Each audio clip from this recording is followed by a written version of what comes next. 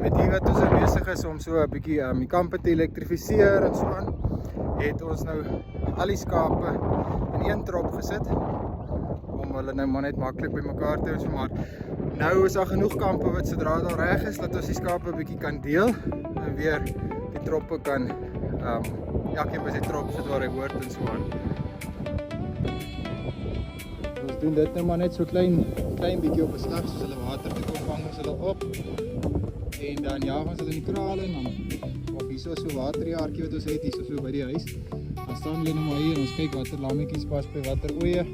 En dan kan ons die lammetjies daar volgens merk en hulle dan die regte troppe kry.